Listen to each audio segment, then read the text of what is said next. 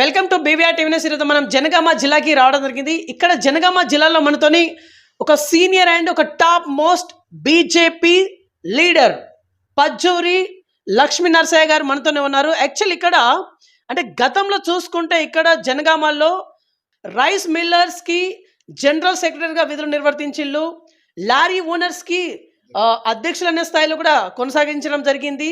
Chamber of commerce కి general secretary కూడా విధులు నిర్వర్తించడం జరిగింది. అలాగే ఆటో యూనియన్ కి జనగామ జిల్లా ఆటో యూనియన్ కి గౌరవ అధ్యక్షులుగా కూడా వీరు నిర్వర్తించడం జరిగింది. అది అంత గతంలో చూసుకుంటే so present BJP party state council member అనే హోదాలో కొనసాగుతూ ఉన్నారు. బట్ ఇక్కడ పజ్జూరి లక్ష్మీ నరసయ్య అనే వ్యక్తి గత కొంతకాలంగా అసంతృప్తితో ఉన్నారు. యాక్చువల్లీ అసంతృప్తి గల కారణాలు ఏమై ఉండొచ్చు? అలాగే రాబోయే రోజుల్లో ఖచ్చితంగా బీజేపీ పార్టీ స్టేట్ లెవెల్లో అధికారాన్ని చేజెక్కించుకుంటుందని చెప్పేసి జోషం చెప్తా ఉన్నారు లక్ష్మీ నరసయ్య గారు. ఈ 55 days కాంగ్రెస్ పాలన ఏదైతే ఉందో దీనిపైన సీనియర్ నాయకుడిగా వీరు వర్షన్ ఏ రకంగా ఉండబోతుందని కొంత తెలుసుకునే ప్రయత్నం చేద్దాం. నమస్తే సార్, బాగున్నారా? నమస్కారం. వరంగల్ నుంచి ఇక్కడికి వచ్చి జనగామకు వచ్చి నన్ను ఇంటర్వ్యూ చేయాల్సుకున్న బీవీఆర్ టీవీ యాజమాన్యానికి నా యొక్క కృతజ్ఞతలు, ధన్యవాదాలు. ఓకే సార్, 2004 వరకు ఈ జనగామలో మీరు ఒక పెద్ద దిక్కుగా వ్యవహరించారని చెప్పేసి కొంత వినికిడి. అంటే మీరు ఏదైనా ఒక మాట చెప్తే ఆ మాటకి ఖచ్చితంగా వాళ్ళు చేసేవాళ్ళని చెప్పేసి, ఆ మాటకి వాళ్ళు అతిక్రమించకుండా ఉండేవాళ్ళని చెప్పేసి విన్నాము. ఇప్పటికీ అట్లనే ఉందా మరి మీ హోదా? 2004 వరకు దాదాపు అన్ని వర్గాలు, అన్ని వ్యవస్థలు నాకు అత్యంత సమీపంలో ఉండి నా సహాయ సహకారాలతో ముందుకెళ్ళారు. ఇప్పుడు ఆ పరిస్థితి లేదు. ఎందుకంటే ఇప్పుడు అప్పటి కాలానికి ఇప్పటి కాలానికి వ్యత్యాసం ఎంతో ఉంది. అప్పటి వయసు ఉడుకు రక్తం నాలో లేదు.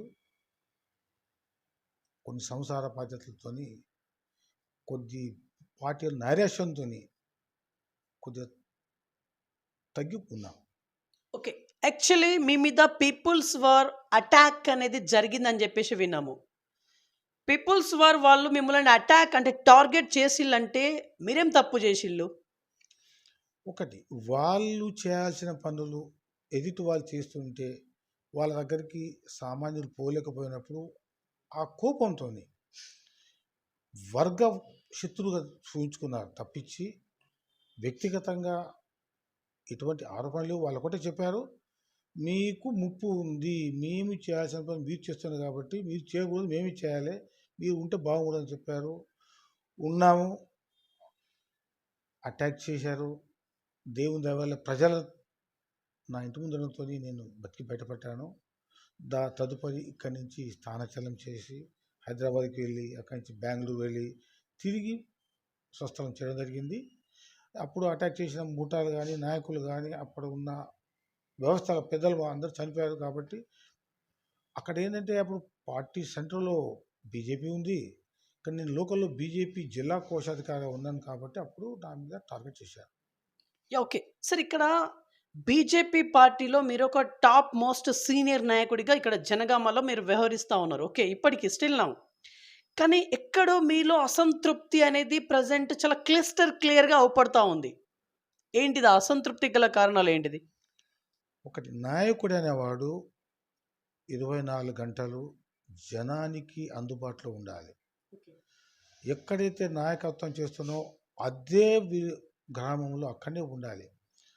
ప్రతిరోజు జనానికి అందుబాటులో ఉండాలి, మనం కలుస్తుండాలి, బజారు తిరుగుతుండాలి, వ్యవస్థలు తిరుగుతుండాలి.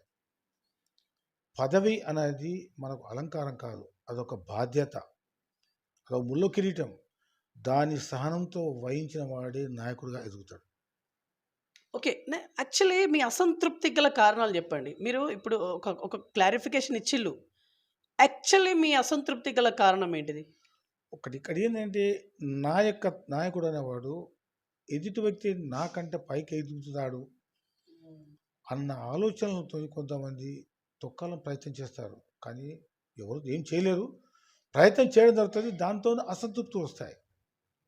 మంచి చెప్పినప్పుడు వినకపోతే అసంతృప్తి వస్తుంది. ఓకే, సార్ సూటిగా అడుగుతున్నాను.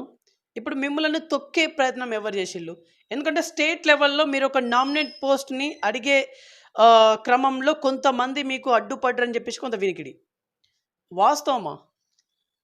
అది వాస్తవం. హ్మ్. ఇప్పుడు రాష్ట్ర బాధ్యతలో ఉన్నవాళ్ళే నా ఎదురును ఓర్వలేక తొక్కిపెట్టి ప్రయత్నం చేశారు. ఒక కులతత్వంతో కూడా చేశారు. అదే పార్టీకి ముప్పవుతుంది. అది మారి ఇప్పుడు ఇక్కడి వాళ్ళని కాకుండా సెంట్రల్ కమిటీ టేకప్ చేసి రాష్ట్ర పార్టీ పగ్గాలు తీసుకుని వాళ్ళు నిర్వహిస్తున్నారు కాబట్టి రాబోయే కాలం బీజేపీకి బంగారు కాలం అని చెప్తున్నారు. ఓకే. సార్ మీకు ఒక 44 ఇయర్స్ మీ పొలిటికల్ జర్నీ. చాలా గొప్ప ఇండస్ట్రీ అది మీకు. ఎందుకంటే ఇన్ని సంవత్సరాలు ఒకే ఒక్క పార్టీలో అంటిపెట్టుకొని ఉన్నారు మీరు. అంటే ఒడిదుడుకులను ఎదుర్కొంటా, అన్నీ చూసుకుంటా మీరు ఒకే పార్టీలో ఉన్నారు. ఎందుకు ఓకే. కాకపోతే ఇప్పటిదాకా మీ ఎమ్మెల్యే అభ్యర్థి ఇక్కడ భారతీయ జనతా పార్టీకి చెందినటువంటి ఒక ఎమ్మెల్యే అభ్యర్థి అని చెప్పుకోదగ్గ పర్సన్ అయితే ఇక్కడ గెలవలేదు ఇక్కడ. జనగామ నియోజకవర్గం గురించి నేను మాట్లాడేది. యాక్చువల్లీ కారణం ఏమై ఉండొచ్చు? ఒకటి, ఎన్నిక అనేది నిష్పక్షపాతకంగా జరగాలి. ఇక్కడ కుల వర్గాలతోని నాయకులకు సీట్లు ఇవ్వడంతోని ప్రాబ్లం అవుతుంది. అది అందరికీ తెలుసు. వాయిస్ అనేది పై స్థాయి వరకు చేరలేకపోయింది. ఇప్పుడు చేరుతుంది. ఇప్పుడు చేరింది వాయిసు. కాబట్టి వచ్చే ఎన్నికల్లో తప్పకుండా సరైన వారికి టికెట్ ఇవ్వబడుతుంది. తప్పకుండా ఆ వ్యక్తి గెలుస్తారు. ఏ రోజైతే ప్రజలతో ఉండే నాయకునికి అధిష్టానం గుర్తించి టికెట్ ఇస్తుందో అప్పుడే ఆ వ్యక్తి ఎమ్మెల్యే గెలుస్తాడు. ఓకే. సార్ ఇప్పుడు స్టేట్‌లో కాంగ్రెస్ పార్టీ పాలన నడుస్తా ఉంది. రేవంత్ రెడ్డి గారి పాలన ఒక్క మాటలో చెప్పాలనుకుంటే, సార్ ఇక్కడ రేవంత్ రెడ్డి గారిని టార్గెట్ చేస్తూ మీ పార్టీ కావచ్చు, లేకుంటే బీఆర్ఎస్ పార్టీ కావచ్చు, సూటిగా ఒక మాట అయితే చెప్తా ఉంది. ఖచ్చితంగా 6 నెలల్లోనే ఇది కొలాప్స్ అవుతుంది. కంపల్సరీ వేరే ముఖ్యమంత్రి వస్తారని చెప్పేసి. దీనిపైన మీ స్పందన ఏంటి? ఇదొక సీనియర్ లీడర్‌గా. ఒకటి, రేవంత్ రెడ్డి గారు గతంలో తెలుగుదేశం పార్టీ నుంచి వచ్చారు. ఇంకా కొన్ని క్రమశిక్షణ లక్షణాలు వారి దగ్గర ఉన్నాయి కాబట్టి ఇప్పుడు ఇంకేం బయట పడట్లేదు. కానీ ఇప్పుడు ఉన్న కాంగ్రెస్ ఇది కప్పల గుంపు. ఈ కప్పలు ఎప్పుడు ఎక్కడ పరిగెడతాయో ఎక్కడ దుంకుతాయో తెలియదు. ఇప్పుడు ఒక రాష్ట్ర ముఖ్యమంత్రిగా వారిని ఒకరిని ఎప్పుడు మేము చూడలేకపోతున్నాం. ఎప్పుడు నలుగురు మంత్రులు ఉండి వారి వెంబడే ఉంటున్నారు. వాళ్ళే ముందుకు వస్తున్నారు. ఈ వ్యవస్థ ఇలా నడిచినంత కాలం ఏం లేదు. ఎప్పుడు కానీ వీరు కనుక స్వతంత్రంగా నేను ముఖ్యమంత్రి, నేను నిర్ణయం తీసుకుంటాను అని ఎప్పుడు అంటారో అప్పుడు తప్పకుండా వారు వారి యొక్క సీటు కోల్పోతారు. మళ్ళా కొత్త వారు వస్తారు. ఇది కాంగ్రెస్ సంస్కృతి. ఇంతవరకు మనం ఎన్నో రాష్ట్రాలు చూసాం. ఏ రాష్ట్రంలో కాంగ్రెస్ సీఎం సంవత్సరం 3 సంవత్సరం దాటి ఎక్కువ ఉండలేదు. ఒక రాజశేఖర రెడ్డి గారు ఉన్నారంటే వారు శాసించారు. వారు తదుపరి వారి కొడుకు కొత్త పార్టీ పెట్టుకున్నారు. ఓకే. మరి ఈ 55 డేస్ ఇంచుమించు 55 రోజుల పాలన. ఈ పాలన అనేది ప్రాపర్‌గా జరుగుతుందని చెప్పేసి మీరు అనుకుంటున్నారా? ఇప్పుడు అయితే పాలన జరుగుతున్నట్టు అవుపిస్తుంది. యాహ్! కానీ ఒకటి, ఫస్ట్ రైతు బంధు మానేశారు. రైతు బంధు 100 ఎకరాలు, 50 ఎకరాలు, 5 ఎకరాల వరకు మినిమం ఉన్నవారు రైతు బంధు ఇవ్వాలి. రైతు బంధు కాదు, ఇంకేదో ఇస్తామని చెప్తున్నారు. బీమా, అది బీమా కూడా అంత గత సంవత్సరం సెంట్రల్ బీమా కూడా ఇక్కడ ఉన్న కేసీఆర్ అడ్డుకున్నారు. దాన్ని ఇక్కడ వర్తింపజేయలేదు. ఆరోగ్య బీమా వర్తింపజేయలేదు. కానీ ఇప్పుడు ఉన్న రేవంత్ గారు కొన్ని విషయాలలో కేంద్రంతోని గవర్నర్ గారితో మాట్లాడి కొన్ని సెంట్రల్ పథకాలను ఇక్కడ పాటిస్తామని చూస్తున్నారు. అది వారికి మంచిది, ప్రజలకు మంచిది. ఆ విధంగా వారు ఉంటే ఉండొచ్చు. వారు కనుక వీటికి వ్యతిరేకంగా పోయినప్పుడు అది వారికి ముప్పు తప్పదు. యాహ్! ఓకే. సార్ యాక్చువల్లీ ఇక్కడ జనగామలో ఎట్లాంటి మీటింగ్స్ కండక్ట్ చేసినా కూడా ఇక్కడ మీలాంటి సీనియర్స్‌కి సరైన ఇంటిమేషన్ అనేది అందట్లేదు అనేది ఒక వాదన తెర మీదకి వస్తా ఉంది. వాస్తవమా ఇది? ఇక్కడ ఇట్నే జరుగుతుందా? ఇది మీరు చెప్పినట్టు చాలా వాస్తవం. ఇక్కడ ఏంటంటే ఆధిపత్య పోరు. ఆధిపత్య పోరుతోని వీళ్ళు పైకి వస్తే మమ్మల్ని వెనుక తోస్తారు, వీళ్ళు ముందుకు వస్తే మమ్మల్ని నెట్టేస్తారు అన్న ఫీలింగ్తో ఉంటారు. కానీ మేము ఒక వయసు వచ్చింది, మేము పరిగెత్తాం. మా సేవలు వారు తీసుకొని ఉపయోగించుకుంటే వారికే మంచిది, అది వారు గుర్తిస్తే మంచిదని చెప్తున్నాం. ఓకే. అంటే ఈ పరిస్థితి ఉన్నన్ని రోజులు మీరు ఇక్కడ మీ ఎమ్మెల్యే అభ్యర్థిని ఖచ్చితంగా గెలిపించలేరు అని జెప్పేసి మీరు ఎందుకని అనుకోలేకపోతాళ్ళు? అది మేము అనుకుంటున్నాము. కానీ ఆ ఎమ్మెల్యే అభ్యర్థికి అర్థం అవ్వట్లేదు. వచ్చిన ఎమ్మెల్యే అభ్యర్థి అర్థం చేసుకోవట్లేదు వాళ్ళు. పార్టీ పేరు చెప్తే మోడీ గారి పేరు చెప్తే గెలుస్తాం అనుకుంటున్నారు. మోడీ గారి పేరుతోటి నీ యొక్క మంచి గుణాలు కూడా ప్రజల్లోకి వెళ్ళాలి. అప్పుడే గెలవగలుగుతావు. మోడీ గారు ఎంతవరకు నువ్వు ఫైట్ చేసినప్పుడు నిన్ను ఒడ్డునేస్తాడు. కానీ ఫైటింగ్ చేయాల్సింది నువ్వు. అంటే నీ యొక్క వ్యక్తిత్వం నువ్వు కాపాడుకొని ప్రజల్లో నీకు మంచి పేరు తెచ్చుకున్నప్పుడే మోడీ గారి యొక్క పేరు నీకు 100% పనిచేస్తుంది. యాహ్! ఓకే. సార్ యాక్చువల్లీ ఇక్కడ జనగామ జిల్లా అధ్యక్షులుగా మిమ్మల్ని కొంతమంది చూడాలనుకుంటున్నారంట వాస్తవమా? అనుకుంటున్నారు, అడిగారు. కానీ చెప్పాను, ఇప్పుడు నాకు ఆ వయసు లేదు, అవసరం లేదు. యువకులు ఉన్నారు, చేయండి అని చెప్పాము. కాకపోతే మా యొక్క సలహాలు పాటించండి, సూచనలు తీసుకొని చెప్తాము. వినకపోతే వారికే నష్టం. దానికి పార్టీ అన్యాయంగా బలైపోతుంది. అది అర్థం చేసుకొని కోరుకుంటాం. యాహ్! ఓకే. సార్ యాక్చువల్లీ అంటే రాబోయే రోజుల్లో ఇక్కడ స్టేట్ లెవెల్‌లో మీ పార్టీ అధికారంలోకి ఖచ్చితంగా తీసుకొస్తామని జెప్పేసి మీరు జోష్ అని జెప్తా ఉన్నారు. ఎలా సాధ్యమవుతుంది? అంటే ఇక్కడ మీ ఎమ్మెల్యేల సంఖ్య పెరిగింది. ఎట్ ద సేమ్ టైమ్ ఓట్ల శాతం కూడా పెరిగింది.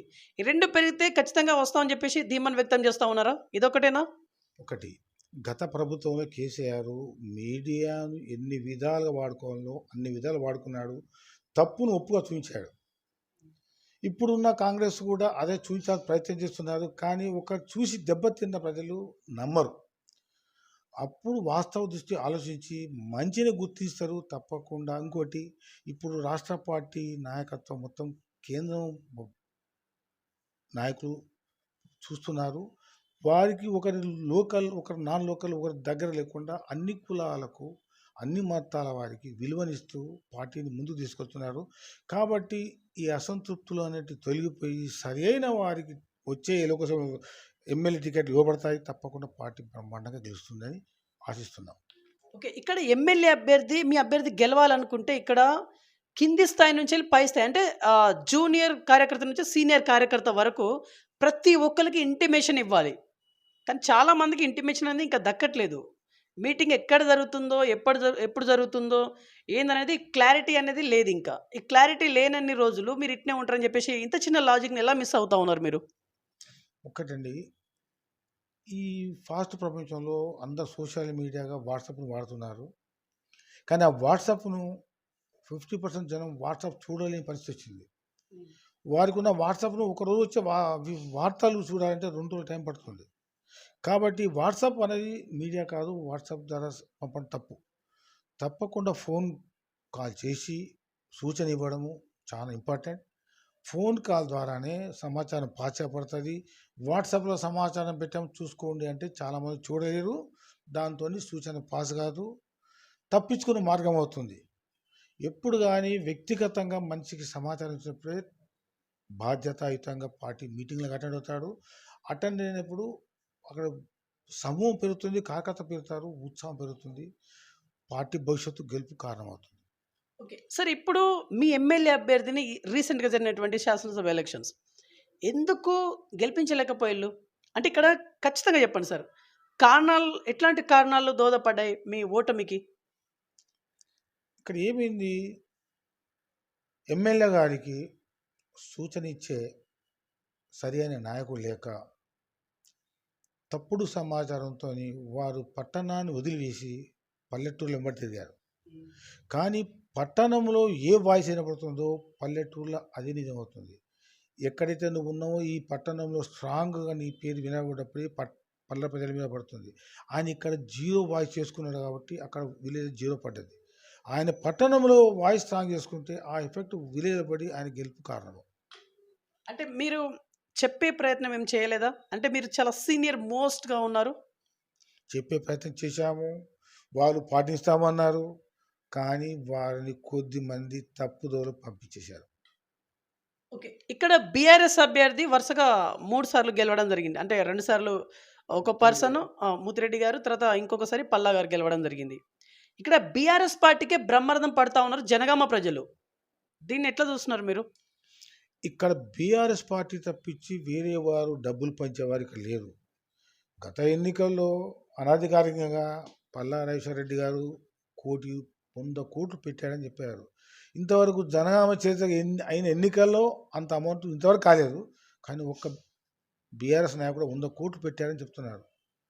ఆ డబ్బుతోనే గెలుస్తున్న జనము తాగిన మత్తులో ఆ డబ్బు తీసుకొని తాగుతున్నారు. 2 రోజులు 3 రోజులు ఓటేస్తున్నారు. కానీ భవిష్యత్ 5 ఏళ్ళు ఆలోచన చేయట్లేదు. అప్పటి మందమే దానికి లొంగిపోతుంది. దయచేసి జనము అది మర్చిపోండి అని కోరుకుంటున్నాను. ఓకే సార్, 2004 వరకు మీరు ఒక వెలిగిల్లు, దాని తదనంతరం మీ పర్సనల్ ప్రాబ్లం వల్ల ఏదో జరిగింది అనుకుందాం. ఓకే సార్, ఇక్కడ రైల్వే బోర్డ్ మెంబర్గా మీరు ఏదైతే ఎక్స్పెక్ట్ చేసిల్లో స్టేట్ లెవెల్ నామినేట్ పోస్ట్, అది మీ వద్దకు రాలేదు అని అంటే దీన్ని ఎట్లా చూడాలి? నేను 2004లో ఇస్తామని చెప్పారు, ప్రపోజల్ పంపించామని చెప్పారు. కానీ అడ్డు కట్టబడ్డ దానికి తదుపరి వరంగల్ జిల్లా నాయకులు నరహరి వేణుగోపాల్ రెడ్డి గారికి, నాగపూర్ రాజమౌళి గారికి, వారికి కూడా సేమ్ ఇదే పద్ధతిలో అడ్డుకట్ట వేశారు. అంటే ఒక కోటరీగా తయారయ్యి ఎవరైతే ప్రజలకు దగ్గరవుతున్నారో వారిని ప్రజల నుంచి దూరం చేయాలని ప్రయత్నం చేశారు. కాబట్టి అది అందరికీ బాధాకరం. పార్టీలో ఉన్నవారి ఈ పని చేయడంతో అసంతృప్తి పెరుగుతుంది. సార్ ఎవరు సార్ నేమ్ రివీల్ చేయగలరా? ఇంతమందికి అడ్డు పడ్డటువంటి లీడర్ ఎవరు? జిల్లా రాష్ట్ర స్థాయిలో ప్రధాన కార్యదర్శిగా ఉన్నారు. అది సరిపోతుంది నేను చెప్పిన పేరు. ఎందుకంటే ఇప్పుడు నేనుగా చెప్పడం మాజీ ఎమ్మెల్యే ధర్మారావు కానీ, నరహరి వేణుగోపాల్ కానీ, నాగపూర్ రాజమౌళి కానీ, దొంతి దేవేందర్ రెడ్డి కానీ, చక్రం శ్రీనివాసులు కానీ, ఇలా చెప్పుకుంటూ పోతే 100 మంది సీనియర్ కార్యకర్తలు ఉన్నారు. వారందరి భవిష్యత్తుకు దెబ్బ కొట్టిన వ్యక్తి ఒకరే. ఇప్పుడు రాష్ట్ర ప్రధాన కార్యదర్శి పోస్టులో ఉన్నారు. ఓకే, మరి ఇదంతా అధిష్టానంకి తెలియదా? అధిష్టానం దృష్టికి 1 సంవత్సరం నుంచి వచ్చింది. ఇప్పుడు అందుకోసమే బన్సీలాల్ గారిని కీ పోస్ట్లో పెట్టారు. వారు చెప్పిందే ఇప్పుడు నడుస్తుంది. మిగతా పోస్టులన్నీ మేకసాన్ల పోస్టులు అంటారు కదా, అటువంటివి ఆయన ఏం చెప్తే అది నడుస్తుంది. ఆయన ద్వారానే ఇప్పుడు రాష్ట్ర చక్రం తిప్పబడుతుంది. మీరు గతంలో చూసుకుంటే 1999 to 2004 వరకు కౌన్సిలర్గా మీరు గెలవడం జరిగింది. సార్ యాక్చువల్లీ ఆ పర్టికులర్ 5 ఇయర్స్లలో ఎట్లాంటి డెవలప్మెంట్ చేసిళ్ళు? ఎంత ఫండ్తో చేసిళ్ళు? అది కూడా 5 సంవత్సరాల్లో నేను వేసిన స్ట్రీట్ రోడ్స్ ఇప్పటి వరకు చెక్కు చెదరకుండా ఉన్నాయి. ఇప్పటి వరకు grain market yard, important market yard అక్కడ కూడా లేకుంటే నేను నా ఫండ్స్ అక్కడ వినియోగించి అక్కడ రోడ్ వేయించాను. అది ఇప్పటికీ ఇంకా బ్రహ్మాండంగా ఉంది. అంటే అప్పుడు మేము నిబద్ధతతో పనిచేయడం ద్వారా ఆ వర్క్ అలా ఉంది. అప్పటి కాంగ్రెస్ చైర్మన్ కూడా మాకు సహకరించాడు. మా విషయంలో ఎంటర్ కాలేదు కాబట్టి మేము పూర్తిగా అలాట్ చేపట్ట మనీతో రోడ్డు పని చేయడం కాబట్టి ప్రమాదం. ఇంకోటి 2004లో సెంట్రల్ మినిస్టర్ అప్పుడు బండారు దత్తాత్రేయ గారు మున్సిపల్ శాఖ మంత్రిగా ఉన్నప్పుడు మేము 100 కోట్ల ఫండ్ శాంక్షన్ చేసుకొని జనగామ మున్సిపాలిటీ సపరేట్గా జనగామ దిగాము. మేము ట్రైన్ దిగిన తెల్లారి మాకు వచ్చింది ఏంటంటే పార్లమెంట్ ఎన్నికలు, ఇప్పుడు ఉన్న వ్యవస్థ రద్దయింది అన్నారు. దాంతో నా ఫండ్ అయిపోయింది. అప్పటికి మా పీరియడ్ అయిపోయింది. తదుపరి వచ్చిన కాంగ్రెస్ కౌన్సిలర్స్, కౌన్సిల్ చైర్మన్ దాన్ని అనుభవించారు. దాన్ని ఏం చేశారో చెప్పాలంటే బాధాకరం ఉంది. ఓకే సార్, మీరు అప్పటి రాజకీయాలు చాలా ప్రత్యక్షంగా వస్తున్నారు కాబట్టి యాక్చువల్లీ డెవలప్మెంట్ అనేది ప్రాపర్గా జరిగిందా ఇప్పుడు ఆఫ్టర్ తెలంగాణ? చెప్పండి. ఇక్కడ డెవలప్మెంట్ జరగట్లేదు. వారికి నచ్చింది, వారికి ఎక్కడ లాభం వస్తుంది అన్నీ తప్పించి అవసరం ఉన్న కాడ పనులు చేయకుండా జనగామ సిటీ ఎంతో పెరిగింది. కొత్త వార్డులలో డ్రైనేజీలు చేయకుండా ఉన్న డ్రైనేజీలు కూలగొట్టడం, మళ్ళీ కొత్త కట్టడం అన్ని సిటీ లోపలనే. మరి సిటీ బయట ఊరు పెరిగింది. అక్కడ డ్రైనేజీ వ్యవస్థ చేయాలి. అక్కడ వాళ్ళకు చేయాలని ఆలోచన చేయకుండా ఉన్నదాన్ని పలుకుడు చేయడం, ఉన్న వాళ్ళకి నష్టం చేయడం తప్పించి ఇంకో పని చేయట్లేదు. దీన్ని డెవలప్‌మెంట్ అంటారా? మరి తిరోగమనం అంటారా? మాకు అర్థం అవ్వట్లేదు. మరి ఈ డెవలప్‌మెంట్ జరగనప్పుడు వరుసగా 3 సార్లు ఇక్కడ బీఆర్ఎస్ అభ్యర్థిగా బ్రహ్మరథం పడతా ఉన్నారు మరి. డెవలప్‌మెంట్ జరగట్లేదంటే ఆల్టర్‌నేట్‌గా వేరే అభ్యర్థికే కదా పట్టం కట్టాల్సింది. మరి అది జరగట్లేదు కదా ఇక్కడ. ఎప్పుడు గాని 62, 63, 66% ఓటింగ్ పెరగట్లేదు. ఈ చదువుకున్నవాడు, మాట్లాడేవాడు, చెప్పేవాడు ఓటింగ్‌కెళ్ళాడు. అందరికి మాటలు చెప్తాడు. నేను చెప్పాను కదా! అయిపోయిందనుకుంటాడు. కానీ ఆ వ్యక్తి ఓటింగ్‌కెళ్ళినప్పుడు సరి అయిన నాయకుడు ఎన్నిక జరుగుతది. కాబట్టి ఎప్పుడైతే 90% అబోవ్ ఓటింగ్ జరుగుతదో అప్పుడే సరైన నాయకుడొస్తాడు. లేకపోతే ఎవరైతే డబ్బులు తీసుకొని తాగి తందనాలాడి వాడు ఓటేశాడో వాళ్ళ ఇష్టమున్న వాళ్ళకిస్తాడు. ఈ వ్యవస్థ ఇలాగే నడుస్తుంది. ఓకే. సార్ ఇక్కడ ఈ వ్యవస్థ అనేది కరెక్ట్‌గా ఉంది అని అనుకుంటున్నారా మీరు? ఎందుకంటే వ్యవస్థలోనే రాజకీయ నాయకులున్నారు. అంటే ఈ రాజకీయ నాయకులు ఈ రకంగా ఉన్నారా? లేకుంటే వ్యవస్థను ఆ రకంగా ఉందా? ఇక్కడ వ్యవస్థను నిర్మించింది ఈ సంఘంలో నివసించే వ్యక్తులే. వాళ్ళ యొక్క వీక్‌నెస్ పాయింట్‌ని ఈ రాజకీయ నాయకులు పట్టుకున్నారు. అంతే తప్పించి ఏ నాయకుడు ఎక్కడ సంస్థను, ఏ సంఘాన్ని ప్రలోభం చేయడు. వ్యవస్థలో ఉన్న లోపాలను వాళ్ళు క్యాచ్ చేసుకోవడం, లబ్ధి పొందడం జరుగుతుంది తప్పించి, మనం సరిగ్గా ఉంటే మనం ఎవరు ప్రలోభ పెట్టరు. మనమే సరిగ్గా లేనప్పుడు వాళ్ళెందుకు మనం అనాలి అనకూడదు. కాబట్టి ఇక్కడ వ్యవస్థలు ఉన్న ప్రజలు మారాలి. అప్పుడే వ్యవస్థ బాగుపడుతుంది. యాహ్! ఓకే. సార్ ఇక్కడ బీజేపీ పార్టీలో కులంకి సంబంధించినటువంటి ఒక పెద్ద ఎత్తున అది కుట్ర జరుగుతుందని చెప్పేసి కొంత వినికిడి. అంటే పై కులం వాళ్ళు మాత్రమే ఎదగాలి. కింది స్థాయి ఉన్నటువంటి కులం వాళ్ళు నామినేట్ పోస్ట్ దిశగా వాళ్ళు రావద్దనే కోణంలో కొంత చర్చ కూడా జరుగుతుందని చెప్పేసి కొంత వినికిడి. దీనిపైన క్లారిటీ ఇవ్వండి. ఇక్కడ ఏం జరుగుతుంది? ఒక వర్గానికే నేను చెప్పాల్సిన పని లేదు. మీరు పేపర్ చూస్తే తెలుస్తుంది. D D D D D D D D అని ఉంటాయి. అంతకంటే ఎక్కువ మీకు చెప్పాల్సిన అవసరం లేదు. అదే పెద్ద ఉదాహరణ. కేంద్ర కమిటీ కూడా వచ్చి కోప్పడ్డారు. ఏమయ్యా మీరెంత పర్సెంటేజ్ ఉంటారు? మీరే ఉంటే గెలుస్తారా? అందరూ ఉన్నప్పుడే గెలిచేది అని చెప్పారు. ఇప్పుడు ఆ విధంగా పావులు కల్పిస్తూ ఆ విధంగా మార్పు చేసుకుంటూ వస్తున్నారు కాబట్టి తప్పకుండా వచ్చే రాజ్యం మాది అని చెప్తున్నారు.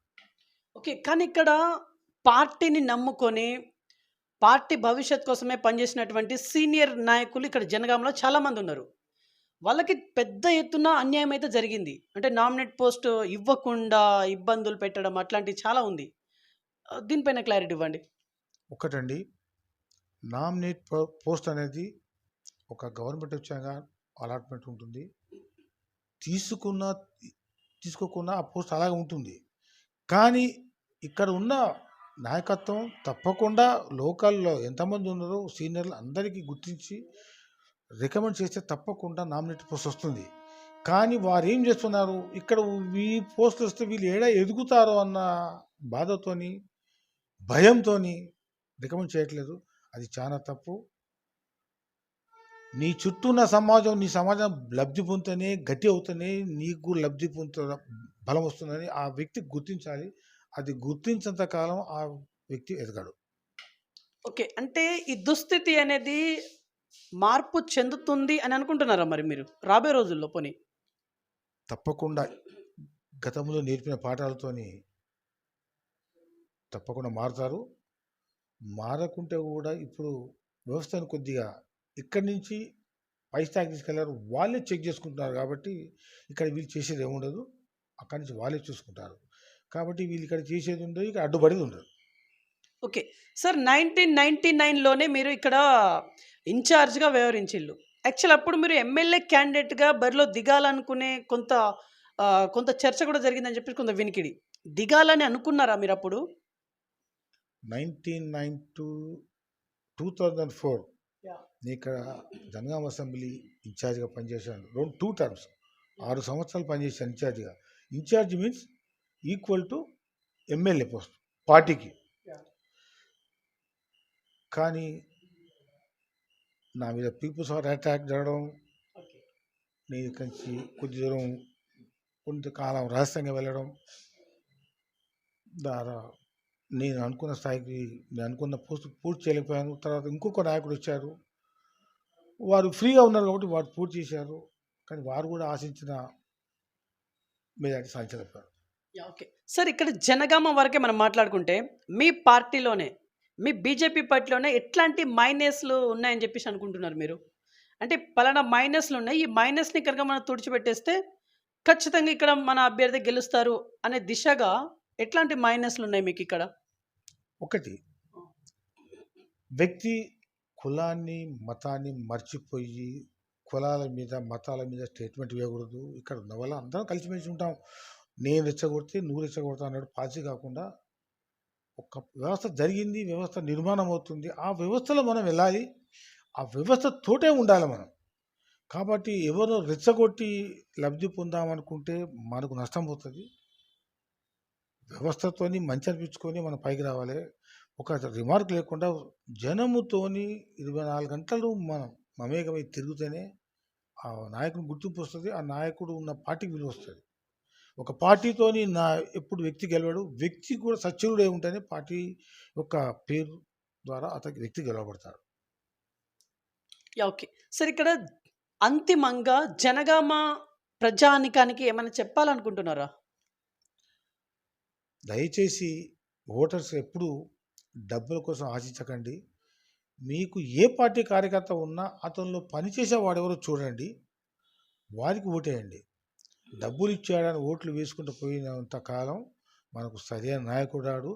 డబ్బు ఇచ్చిన నాయకుడు ఆ డబ్బును సాధించుకోనీకే నిన్ను పీడిస్తాడు. రేపు నీకు ఆ రోజు డబ్బు ఇచ్చావు కాబట్టి నీకు ఓటేసావు, ఇప్పుడు పని చేయాలంటే డబ్బు ఇవ్వమంటాడు. కాబట్టి ఆ వ్యవస్థ నుంచి దూరం పోండి. అది మన దక్షిణాది రాష్ట్రాల్లో ఉన్న దరిద్రం. ఉత్తరాది రాష్ట్రాల్లో ఎక్కడ డబ్బుల పంపిణీ జరగదు, ఏ వ్యక్తి డబ్బుతో గెలవరు. ఓకే. సార్ ఇప్పుడు పార్లమెంట్ ఎలక్షన్ సందర్భంగా మీ స్ట్రాటజీ ఏంటిది? అంటే ఇప్పుడు రామ మందిర నిర్మాణం అనేది దానికి అనుగుణంగా స్టంట్ అని చెప్పేసి కాంగ్రెస్ పార్టీ చాలా సునాయాసంగా కొట్టి పడేస్తా ఉంది మిమ్మల్ని. ఏం చెప్తారు? రామ జన్మ మందిరు నిర్మాణం ట్రస్ట్ ఇవన్నీ ఏ భారతీయ జనతా పార్టీ ఎప్పుడు చేతిలో తీసుకోలేదు. దానికి ఒక ట్రస్ట్ ఉంది. ఫండ్ కలెక్షన్ వాళ్ళే చేశారు, కన్స్ట్రక్షన్ వాళ్ళే చేశారు. హిందువులే ఇచ్చారు. ₹1 కావాలని అడిగారు, ₹3 ఇచ్చారు. ఇక్కడ ప్రభుత్వ సొమ్ము ఎక్కడ లేదు. అంత ప్రజల సొమ్మే, ప్రజలు స్వచ్ఛందంగా ఇచ్చిన సొమ్మే తప్పించి పార్టీ చేసిందని వాళ్ళు కాంగ్రెస్ పార్టీ వరకు బీజేపీకి మైనస్ చేద్దామనుకుంటున్నారు. అది బీజేపీకి ప్లస్ పాయింట్ అవుతుంది. ఎందుకంటే హిందూ దేశంలో హిందూ ధర్మాన్ని కాపాడడానికి ఉన్న ఏకైక పార్టీ భారతీయ జనతా పార్టీ. కాబట్టి వారు ఎంత ప్రచారం చేస్తే అంత ప్రచారం జనంలోకి వారే మాకు ప్రచారం చేసినట్టు. అంటే ఈ రామ జన్మభూమి బీజేపీ వాళ్ళు కట్టారని మాకు చెప్పకుండా వాళ్ళు చెప్తున్నారు. కాబట్టి అది మాకు సంతోషమే. ఓకే. సార్ ఇక సీనియర్ లీడర్‌గా మీరున్నారు. కొన్ని మాధ్యమాల్లో సోషల్ యాక్టివిస్ట్ ఆ రంగంలో కూడా మీరున్నటువంటి పరిస్థితి. యాక్చువల్లీ ఎట్లాంటి సమస్యలున్నాయని మీరు అనుకుంటున్నారు? ఇక్కడ జనగామ వరకు మనం మాట్లాడుకుంటే సమస్యల పట్ల మీకున్నటువంటి అవగాహన? జనగామలో సమస్యలు లేవు. సమస్యలు సృష్టించబడుతున్నాయి. అది కొద్ది మంది వారి ప్రాబల్యం కోసం, వారి ప్రచారం కోసం చేస్తున్నారు తప్పించి జనగామలో ఇంతవరకు ఎన్నడూ ఏం జరగలేదు. మత కలహాలు లేవు. కానీ ఈ సంవత్సరం ఒక్కటేసారి గణేష మంటపం దాడి జరిగింది. ఎన్నో ఏళ్ళ నుంచి ఏమి జరగంది, ఈ ఒక్క సంవత్సరమే గణేష మంటపం దాడి జరిగింది. దాన్ని అధికార బీఆర్ఎస్ నాయకులు సమర్థించి చాలా పొరపాటు చేశారు. అటువంటిది మళ్ళీ భవిష్యత్తు జరగకూడదని కోరుకుంటున్నాం. ఇక్కడ ఉన్న సమస్య పారిశుద్ధ్య సమస్య. ఏ నాయకుడు పారిశుద్ధ్య సమస్య పట్టించుకోవట్లేదు. వచ్చి రావడం, ఎక్కడ పెద్ద బిల్లు ఉంటుంది, ఎక్కడ కాంట్రాక్ట్ పెడితే ఎక్కడ పెద్ద అమౌంట్ వస్తుంది, ఎట్లా తినాలి తప్పించి. ఎందుకంటే నేను ₹10 ఖర్చు పెట్టాను, ₹20 సంపాదించాలి. ఆ విధంగా తయారైంది. ఆ తయారు కాని కారకుడు ఈ ఓటర్ మహాశివులే. మనం డబ్బులు తిని అవతల వ్యక్తిని పని చేయమంటే చేయడు. మనం డబ్బులు తినకుండా పని ఓటేసినప్పుడు ఆ వ్యక్తి మనం డైరెక్ట్ మనం అడగవచ్చు.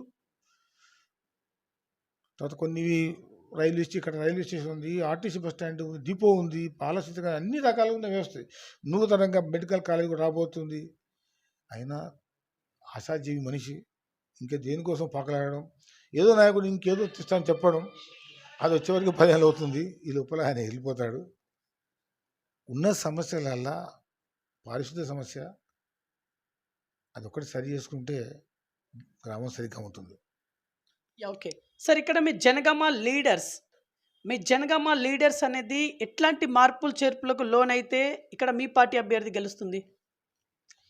ఏ లీడర్ కానీ జనములు తిరిగినప్పుడే లీడర్ అవుతాడు.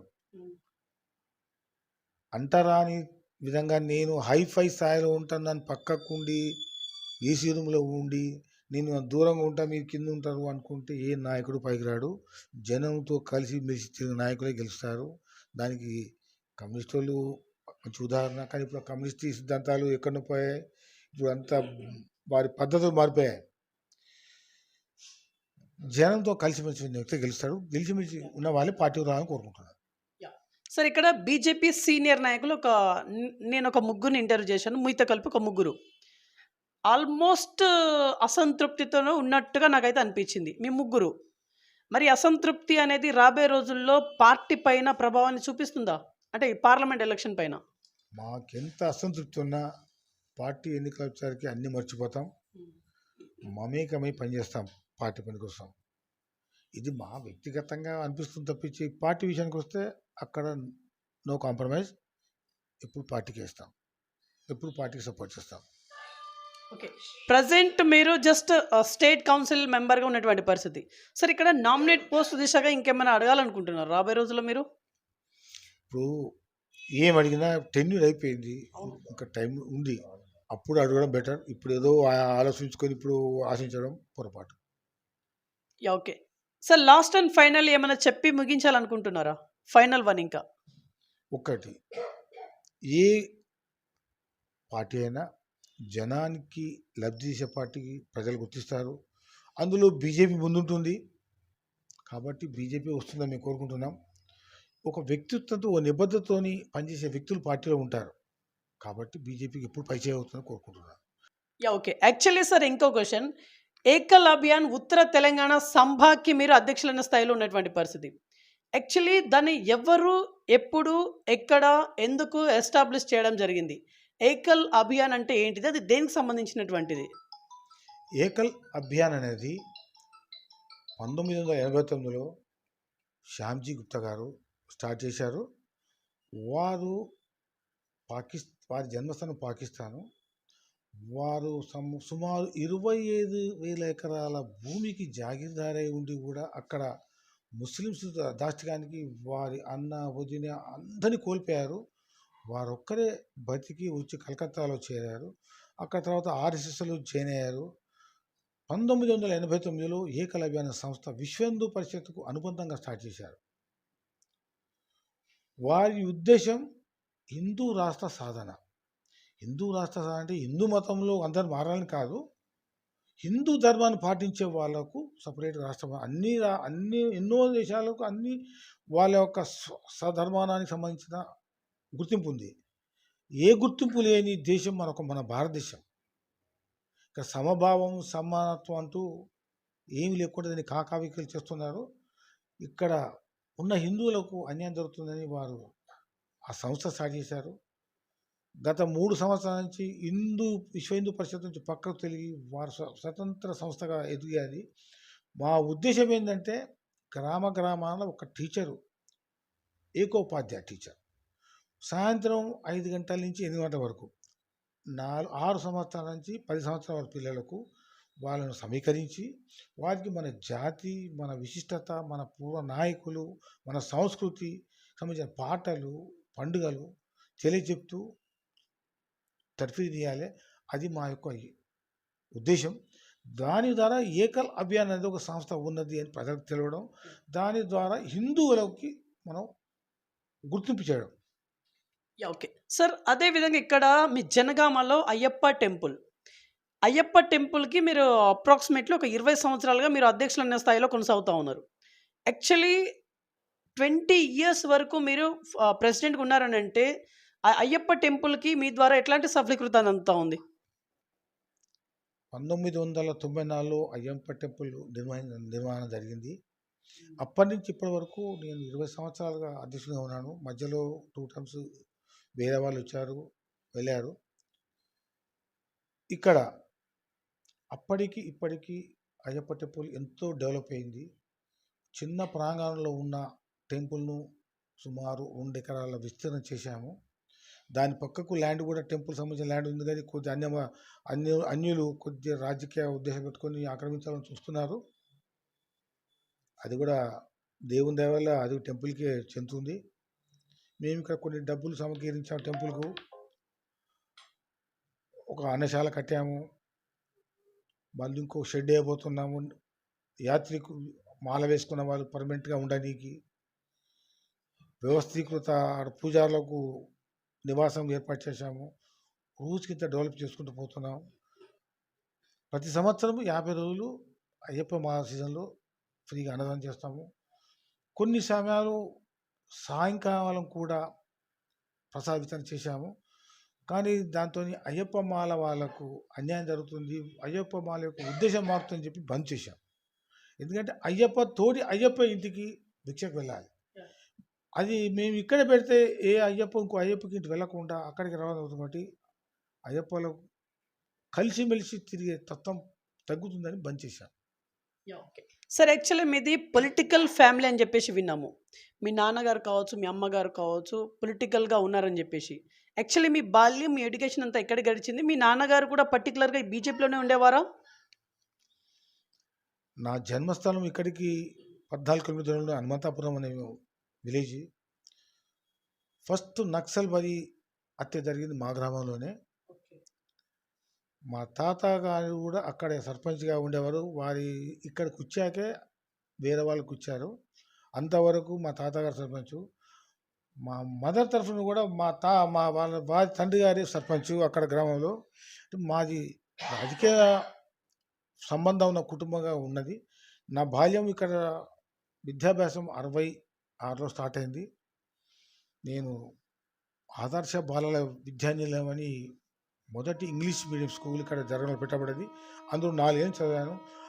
దానికి ఫండ్స్ అందాక నిర్వహణ జరిగినప్పుడు మళ్ళీ గవర్నమెంట్ జెడ్పీ స్కూల్లో 10th వరకు విద్యాభ్యాసం చేశాను. ఇంటర్మీడియట్ గవర్నమెంట్ జూనియర్ కాలేజ్ చేశాను. డిగ్రీ హైదరాబాద్ న్యూసెన్స్ కాలేజ్ చేశాను. LLB ఉస్మానియా యూనివర్సిటీలో చేశాను. దానే నేను 99 నుంచి 2004 కౌన్సిలర్గా ఉన్నాను, గెలిచాను. ఎటువంటి ఒత్తిడి లేకుండా హాయిగా ఆడుకుంటూ పాడుకుంటూ కౌన్సిలర్ పూర్తి చేశాను. నా తదుపరి కౌన్సిలర్కు నా యొక్క పనుల వల్ల అతను ఈజీగా గెలిచాడు. అది కోరుకునేది ఏంటంటే కార్యకర్తలను నొప్పియొద్దు, మనకు ఓటేసే వారిని మెప్పించాలి. అది నా పద్ధతి. ఓకే సార్, మీరు 2004 కన్నా ముందు చాలా రకాలైనటువంటి పదవులు చేసిళ్ళు.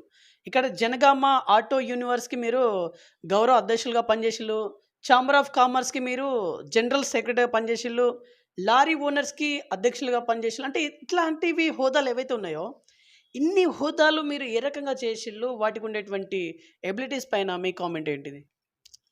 సమస్యపై అవగాహన ఉన్నప్పుడు, మంచి చేసే ఉద్దేశం మనకు ఉన్నప్పుడు ఆ పదవి అనేది మనం వెతుక్కుంటూ వస్తుంది. అదేవిధంగా నేను ఒక పార్టీలో చేస్తున్నాను, ఒక సంస్థలో చేస్తున్నాను, పద్ధతి చూసి వెతుక్కుంటూ వచ్చిన పదవిని నేను ఎక్కడ పోయి పరిగెత్తిని చేసినే కాదు. ఒక సామాన్యుడు వచ్చాడు, ఒక పెద్దవాడు వచ్చాడు, ఒక బలిసినవాడు వచ్చాడు. అందరూ మీరుంటే మాకు న్యాయం జరుగుతుందని తీసుకొని బలవంతంగా నాకు అంటకట్టిన పదవులు అవన్నీ. వాటికి నేను న్యాయం చేసాను కోరుకుంటాను. ఇప్పుడు కూడా నేను ఉన్నప్పుడు ఉన్న సభ్యులు ఇంతవరకు నన్ను మర్చిపోరు. ఎక్కడ కలిసినా అన్నా నమస్తే బాగున్నావు అంటారు. నేను మర్చిపోవచ్చు, కానీ వాళ్ళు మర్చిపోరు. అది నాకు ఎంతో ఆనందం ఇస్తుంది. Okay sir, last and final question. ఈ క్వశ్చన్తో కన్క్లూడ్ ఇచ్చేద్దాం. ఇంకా సార్, అప్పటి రాజకీయాలు మీకు బాగా నచ్చాయా? ఇప్పటి రాజకీయాలు మీకు బాగా నచ్చుతా ఉందా? దీంతో కన్క్లూడ్ ఇచ్చేద్దాం. అప్పటి రాజకీయాలకు ఇప్పటి రాజకీయాలకు పొంతం లేదు. ఇప్పుడు అంతా కుళ్ళు కుతంత్రం నిండిన ధన రాజకీయాలు అయిపోయాయి. ఈ వ్యవస్థ ఇలాగే ఉంటే సరైన వానికి స్థానం రాదు, సరైన వ్యక్తి గెలవడు. మంచి వాని దగ్గర డబ్బు ఉండదు, వాడు ఇక్కడ వచ్చి పోటీ గెలవలేడు. కాబట్టి వ్యవస్థ ఇంకా నాశనం అవుతుంటుంది తప్పించి బాగుపడదని ఆశిస్తాను. రైట్. సో ఇదండి ఇవాళ ఇంటర్వ్యూ. నెక్స్ట్ మరొక ఇంట్రెస్టింగ్ మరి ఇంపార్టెంట్ అవుతాం మేము చూస్తున్నాను. BVR TV news. Until then bye, take care.